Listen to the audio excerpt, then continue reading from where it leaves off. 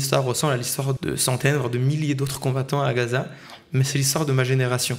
C'est l'histoire de tous ceux qui ont combattu à Gaza en ce moment. Et c'est important de la comprendre de un pour mieux réagir et mieux comprendre cette génération-là, et mieux lui parler.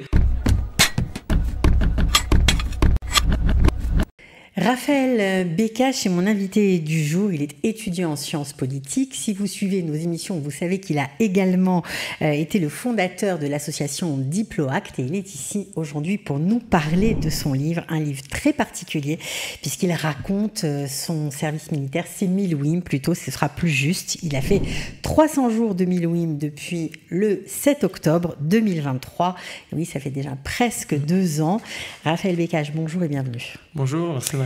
Ben nous on est ravis parce que c'est vrai que c'est pas toujours évident et c'est pas toujours très commun d'entendre un soldat raconter par le détail ses aventures, on va dire, au cœur de Gaza. Tout à fait. En fait, malheureusement, c'est des histoires qui sont difficiles, mais c'est des histoires que toute notre génération a vécues d'une manière ou d'une autre en réserve, en Milouïm.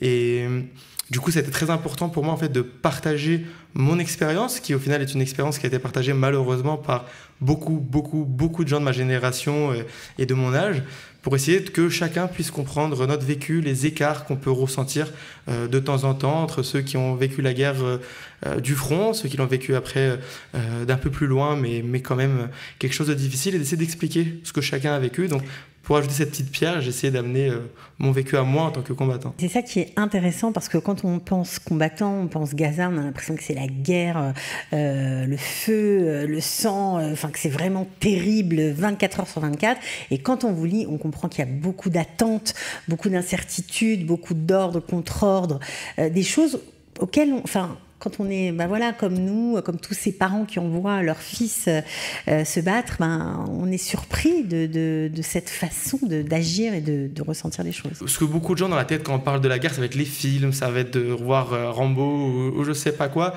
Mais au final, la guerre, ça se divise en 2 temps très distincts, qui est un ennui profond où il se passe pas grand-chose et on est un peu livré à nous-mêmes, et effectivement les moments plus d'action mais qui sont mineurs. Le problème, c'est que même en ces moments d'ennui, c'est pas des moments sans risque, c'est pas des moments où on arrête de réfléchir et c'est pas des pauses, on peut juste dormir et se réveiller au moment de l'action.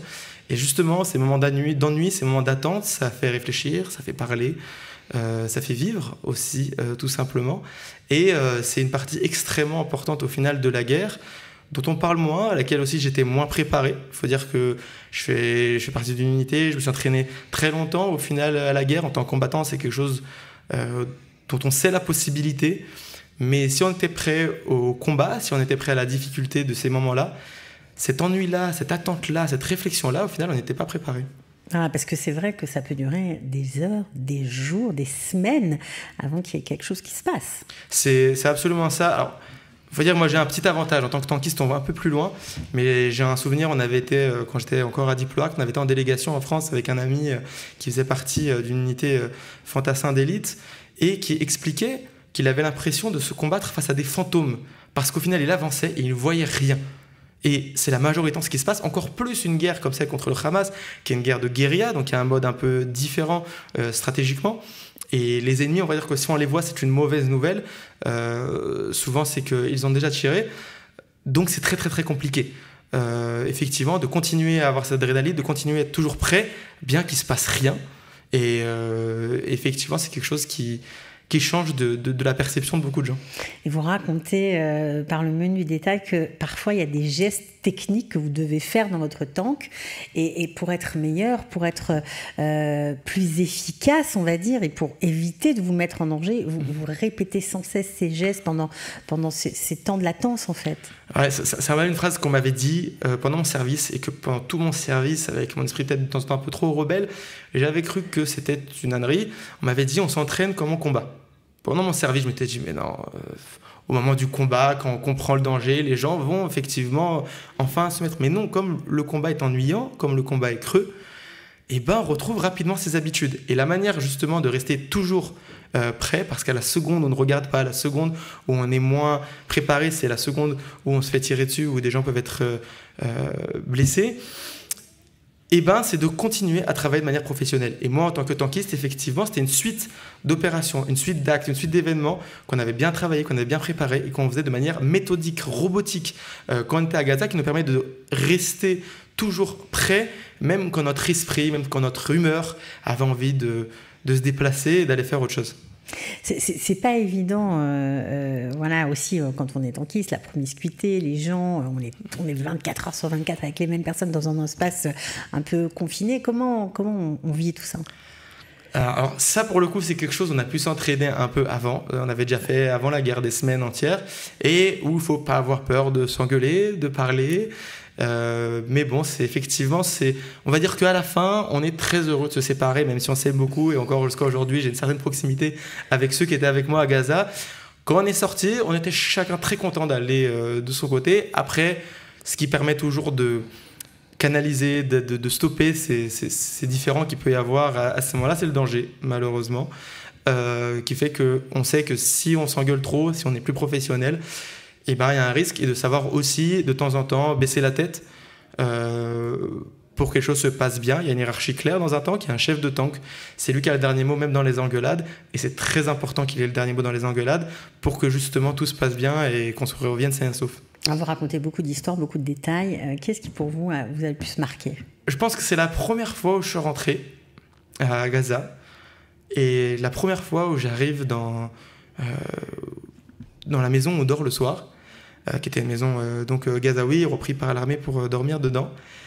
Et je vois des soldats qui étaient déjà là depuis longtemps et qui avaient repris un train de vie normal. Ils faisaient des blagues sur des sujets un peu potaches. Ils construisaient des sculptures de tanks avec des restes, avec des douilles de balles. Et j'étais ébahi de voir ça au sein de Gaza. Ça m'avait l'air tellement déconnecté, tellement opposé à tout ce qu'on m'avait appris, à tout ce qu'on m'avait parlé. Et vraiment cette arrivée-là où je vois en fait un autre monde, et je vois au final des humains qui doivent rester longtemps et qui restent humains dans ces moments difficiles, ça m'a marqué. Et ça m'a marqué sur le fait justement, sur la mauvaise conception que j'avais, que nous avions tous avant de rentrer dans cette guerre, de ce qui se passait et de ce que les gens vivaient. C'est dur quand on est à l'intérieur, soldat, quand on défend son pays, quand on passe ces moments aussi difficiles, d'entendre comment on parle de vous dans le monde, comment on parle de l'armée d'Israël dans le monde, quand on explique qu'il y a de la famine à Gaza, qu'on tue des enfants, etc.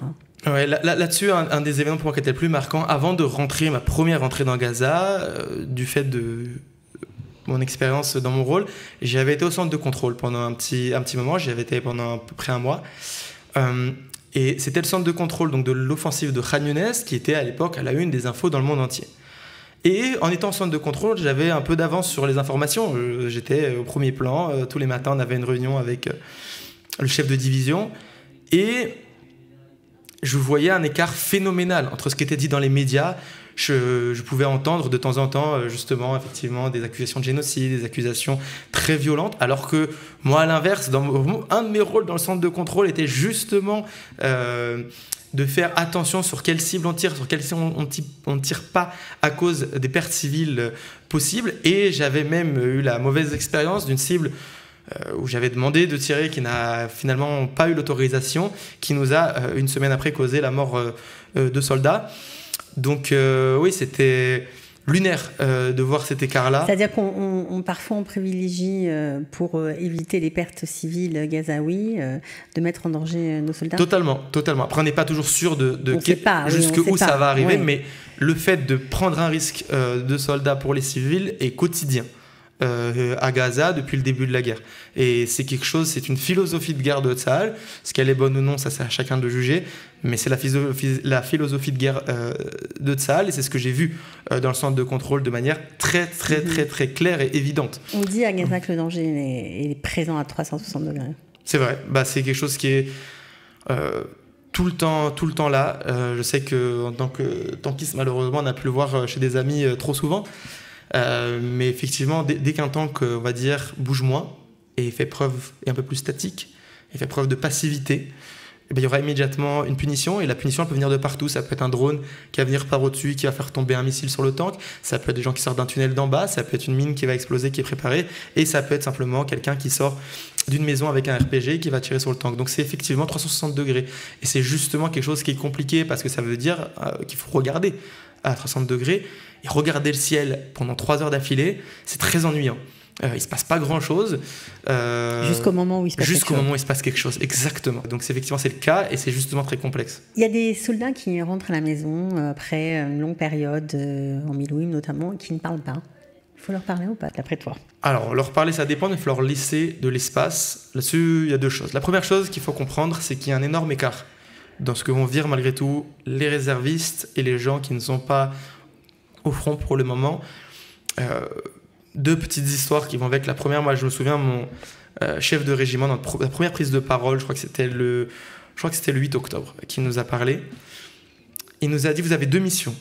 La première, c'est de vaincre le Hamas, et la deuxième, c'est de revenir en vie. Et les 2 missions ont le même ordre d'importance. Et ça a fait que pendant tout ce temps-là, même encore aujourd'hui, une des réflexions que j'ai eu à avoir, que mes amis ont eu à avoir pendant tout ce temps-là, c'est comment on survit.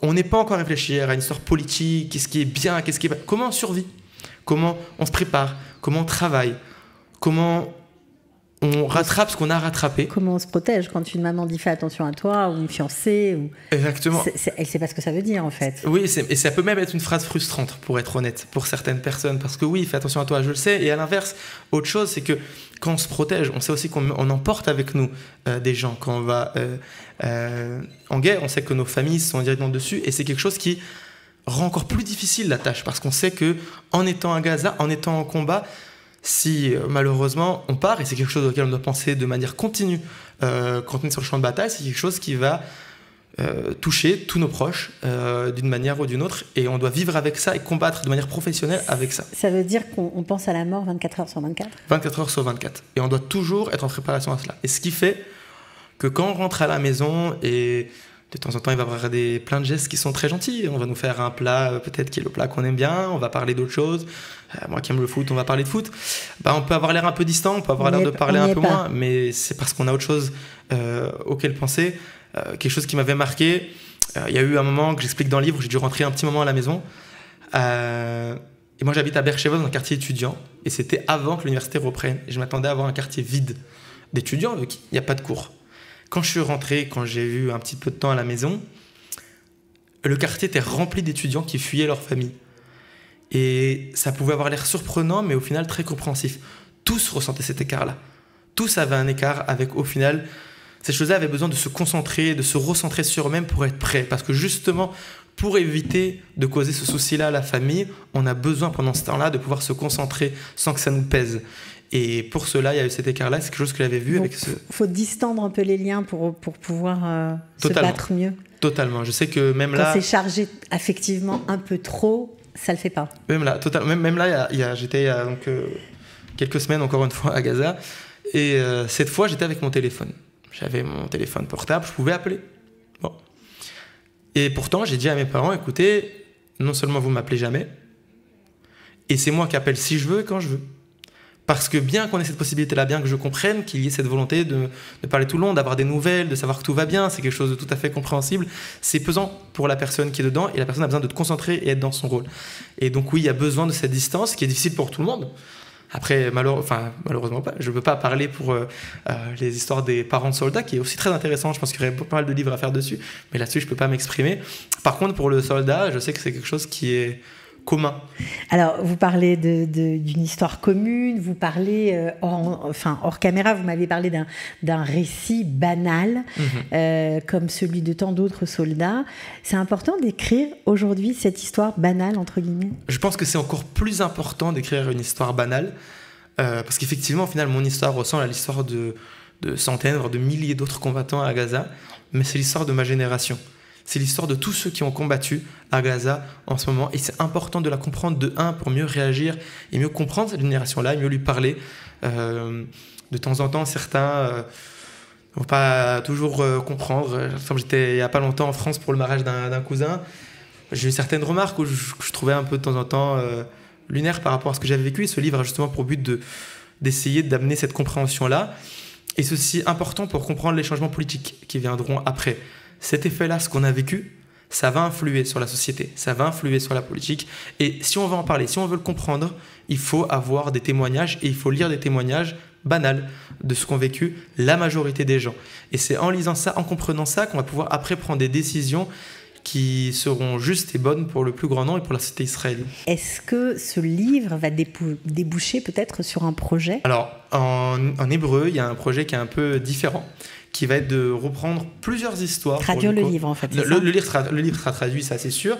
Mais en plus de ça, il y a une volonté, j'espère, il y a encore un petit moment jusqu'à que cela arrive, mais de prendre plusieurs histoires en hébreu pour montrer une sorte d'image générationnelle. Et ce que j'espère après avec cela, ça va être non seulement d'en parler, donc, mais différents parcours de soldats. Différents parcours, chacun ira. Il y aura même. Le but c'est de faire cette histoire, et il y aura même sûrement une histoire qui sera plus de femmes de soldats plutôt que de soldats, mais effectivement un combattant d'élite, quelqu'un qui n'est pas combattant.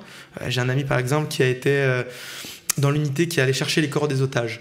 C'est pas un rôle combattant, il a des histoires extrêmement intéressantes à raconter et un vécu émotionnel pas moins chargé.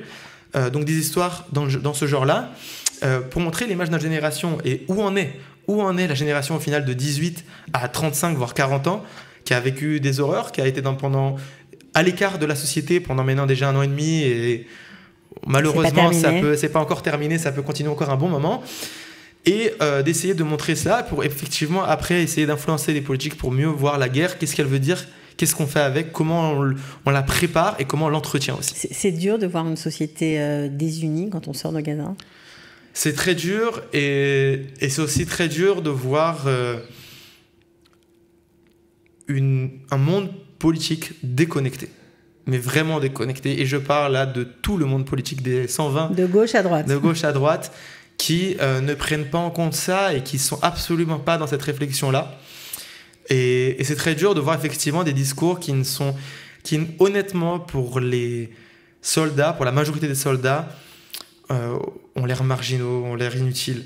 Et on aimerait que ça parle de l'essentiel, de comment reconstruire cette société, de comment ramener une paix relative, mais une paix au moins émotionnelle chez les gens et une certaine sûreté aussi, parce que beaucoup de Milouim économiquement ont eu beaucoup de problèmes.